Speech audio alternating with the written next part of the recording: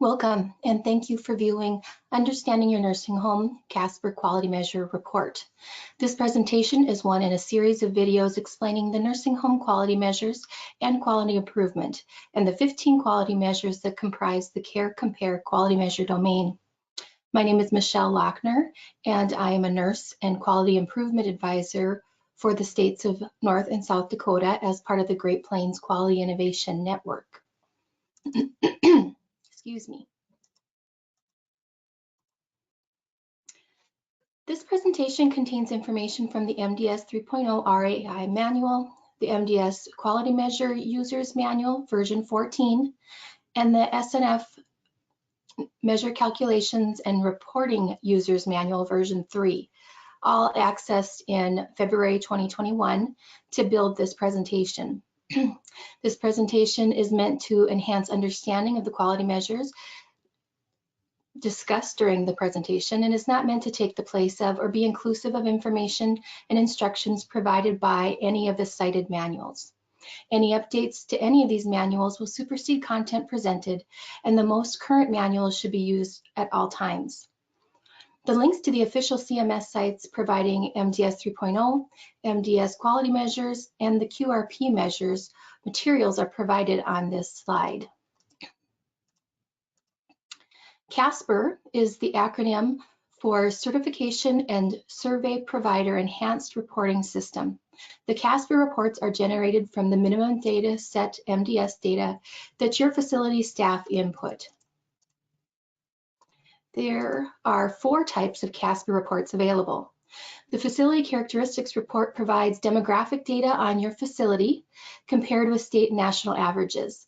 Some of the data that's included on these reports are lists of gender and ages of your residents, where your residents were admitted from. It also includes how many had psych diagnoses or are on hospice. The Facility QM report provides facility-wide data for 18 quality measures, and we'll talk about those further on in the future slides. The resident level quality measure report drills down on the quality measures at the resident level. It allows you to analyze which residents trigger for each quality measure. And we're going to look at that report a little bit closer later on as well. The MDS 3.0 submission statistics report provides an overall report of MDS batch submission, the number of reports processed, the number rejected, and the number accepted.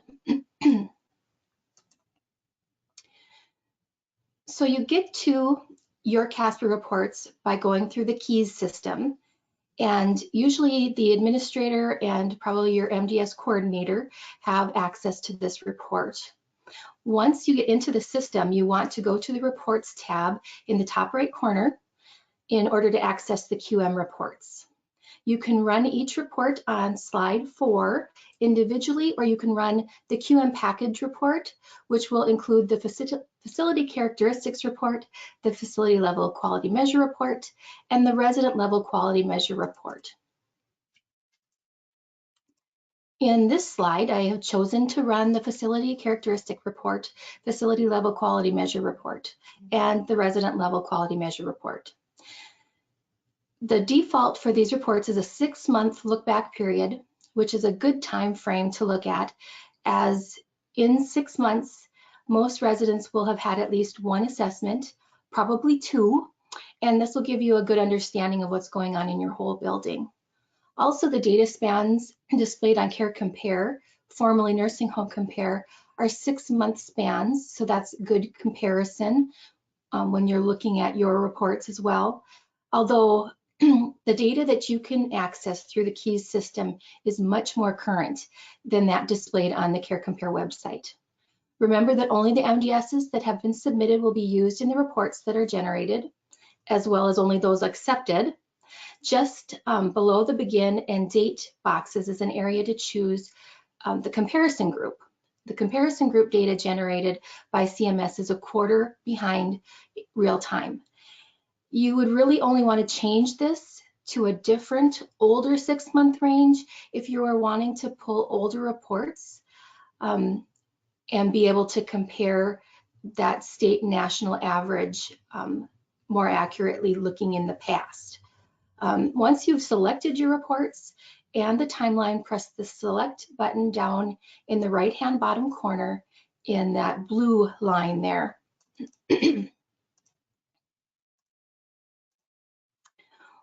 After your reports are generated, then you can go to the Casper Folders tab to retrieve your reports. There might be several reports in there. Just look for those that indicate today's date and the time that you selected them in there.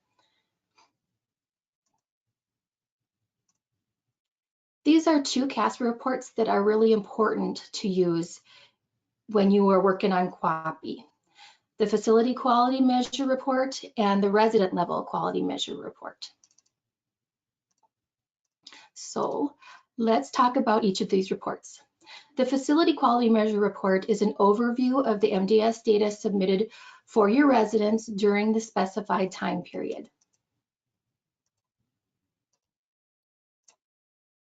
The 18 quality measures are listed here in the red box. You will notice that there is an S or L in parentheses behind each measure. The S indicates a short stay measure and the L indicates a long stay measure. On each report, the resident can only be in one category. Either they are short stay residents or they are a long stay resident. So let's talk about what the difference is between short stay and long stay. This has to do with the total or cumulative days a resident spends in your facility. It does not include any days when the resident is out of your facility. For instance, if they went home for a visit or if they were hospitalized. A short stay resident has a total cumulative days in the facility of 100 days or less. So that includes 100 days. A long stay resident has a total cumulative days in your facility of 101 days or more, also including 101 days. It's right at 101. That's included in the long stay. The next two columns are the numerators and denominators for each of the quality measures. So the definition of the numerator is the actual number of residents who experienced the QM condition during the time of the report.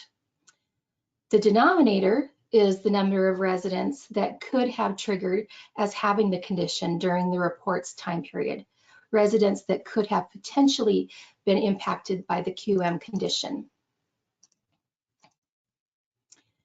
You may have noticed that the denominator is different for many of the quality measures. The denominator will vary depending upon whether the resident is considered short or long stay. Also, each quality measure has conditions which exclude a resident from being included in the denominator. For example, for the antipsychotic quality measure, residents with schizophrenia, Tourette's syndrome, or Huntington's disease, those individuals are excluded from being counted in both the numerator and the denominator. There are some quality measures that exclude a resident based upon the type of MDS assessment it is as well. And that could be, you know, if the admission assessment or the 5-day PPS assessment. And you can find all that information on the exclusions in that quality measure user's guide. Right now we are on version 14, so that's the version you want to be looking at. Next column we have is the facility observed percent. So on the next slide here, I'm going to show you how we calculate the facility observed percent.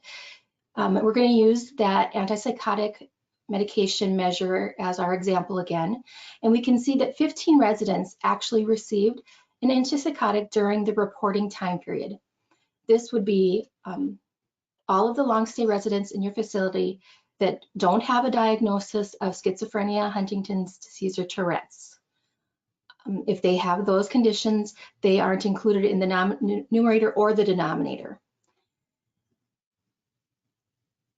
So of the residents included in this time period, there were a total of 48 residents that could have been affected. And what was reported is that 15 individuals, again, who didn't have Tourette's, schizophrenia, or Huntington's, were given an antipsychotic. And so those are the 15 in the numerator. To calculate the facility observed percentage, we take those 15 residents actually affected, divide that by the 48 potential residents, and then take this times 100 to arrive at the facility observed percentage of 31.3%. There also is a column here for a facility adjusted percent. The facility adjusted percent is computed as a risk adjusted quality measure percent that takes into account certain resident characteristics that could affect outcomes. There are 4 QMs on the facility level quality measure report that are risk adjusted. The long stay catheter inserted in left in bladder, the long stay ability to move independently worsened, the improvement in function for short stay residents, and the short stay new or worsening pressure ulcers. So for example, the catheter QM identifies certain conditions in the areas of bowel incontinence and pressure ulcers that are taken into account for risk adjustment of the facility percentage. The Quality Measure User's Manual, Appendix A, discusses the calculations for the facility adjusted percentages. Our next columns here are comparison groups for the state and national averages. And it's important to look at how your facility compares. So looking at your facility observed percentage or your adjusted percentage for those 4 QMs, and compare that to the state and national averages to help you see how you compare against the rest of the country. These percentages can also help you assist with identifying the goals that you would like to achieve with improvement for your home's quality measures. Think about how, if the rest of the state can achieve this average, can't we be able to reach this average as well? The last column is the comparison group national percentile. Where does your facility rank in the country? If you think about percentiles on a scale of 0 to 100, where 0 is good and 100 is the bottom of the barrel, you want to always be closer to 0, right? So that's what we're looking for here. Our facility here, look at this, they've got a 0 for physical restraint, so way to go there. In addition, any percentile that's at 75 or above is starred. So in our example, we have 7 quality measures where we aren't doing as well and are above the 70th percentile, meaning 75% of the facilities in the country are doing better than your facility on that measure. So you want to look at these flag quality measures as areas that you want to make improvement in.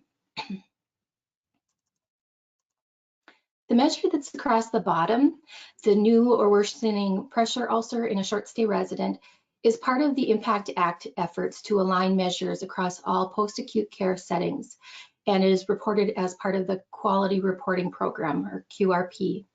This measure reports the percentage of Medicare Part A SNF stays for residents with stage 2 to 4 pressure ulcers that are new or worsened since admission. The measure is calculated quarterly using a rolling 12 months of data, and the goal is to have a lower percentage. And you can see in our facility here is looking at 0%, so that's great. Just be aware that this QM name has been changed to Changes in Skin Integrity Post-Acute Care Pressure Ulcer / Injury with the October 22 update. However, at the time of this recording, the Casper report is still showing this measure as new or worsened pressure ulcer short stay as the QM on the report. And that's also how it appears on the Care Compare website. Next, we're going to take a look at that resident level report. This is where you can identify all of the residents who triggered for a certain quality measure indicator problem. Remember that we want this report to have the same 6-month look back period as the facility quality measure report, because first we look at that facility level to see where we want to focus our efforts, and then we can drill down and see which residents it is that actually have those QMs and make up the numerator, so that we know where to address our efforts. It is helpful to know what MDS assessment triggered the quality measure for the resident. So to find this information, we look at that third column from the left. This column specifically looks at the coding of the MDS section A0310, which is the reason for the MDS assessment. So if you look and see that the first number that will represent the federal reason for the assessment, that comes from A0310A. So we're looking to see if it was an admission, a quarterly, an annual, or a significant change assessment. The second number represents MDS section A0310B for the PPS assessments, such as what's a 5-day or an IPA assessment. The third number refers to MDS section A0310F. So whether this data is from an entry MDS or a discharge type of MDS. And you can see there, if you have a 99, that means that none of the criteria was met for this type of assessment. I've highlighted in yellow the residents that triggered for the antipsychotic medication measure again. And those are the ones that are included in the numerator.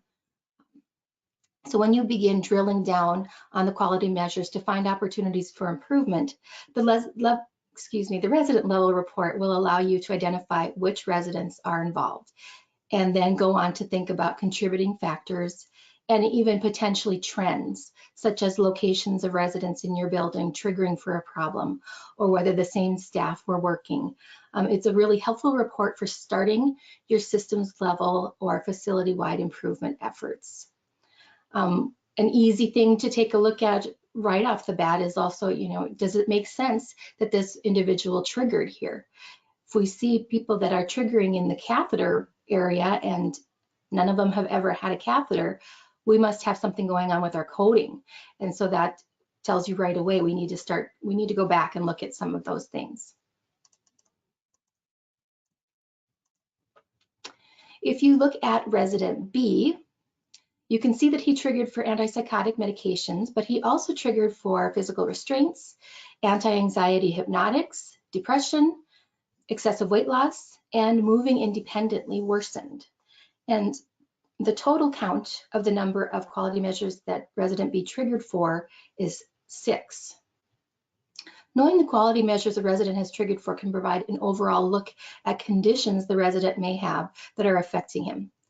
For example, there is a lot of evidence that demonstrates that antipsychotics for individuals with dementia do nothing to really treat behaviors, but they do stunt activity and sedate individuals. So if that is the case, might this also be impacting his mood, presenting as depression, which could contribute to not eating and weight loss, as well as potentially making it more difficult for him to move around independently. Make it a habit to run a 6-month facility level and resident level Casper report on a monthly basis before your co-op meetings. Use the facility level report to identify opportunities for improvement for your home's quality measures. Use the resident level report to drill down into quality measures to identify residents that trigger. Are there any trends, such as one unit that has more residents with UTIs? Did you identify a resident where you feel there could be an MDS coding error causing them to trigger for this quality measure? Review the most current quality measure user's manual, which right now is version 14, and the SNF measure calculations and reporting user's manual to assure you understand all the exclusions that apply to the measures. Explore the quality measure video series, where you can learn what criteria is used for the numerator and denominator of each of the 15 total quality measures that impact the care compare quality measure domain, as well as the conditions that also impact a QM or exclude a resident from triggering. Your state's GP Quinn Nursing Home Quality Improvement Advisor can help answer questions, assist with understanding the quality measures, or help you drill down on residents who are triggering. And so again, Just a reminder to contact your state's Great Plains Quinn Nursing Home contact, Lori for South Dakota, or myself, Michelle, in North Dakota, for more information or technical assistance concerning the Casper report and quality measures. Thank you for taking time to view this session today and for all you do in improving the quality of care for your residents.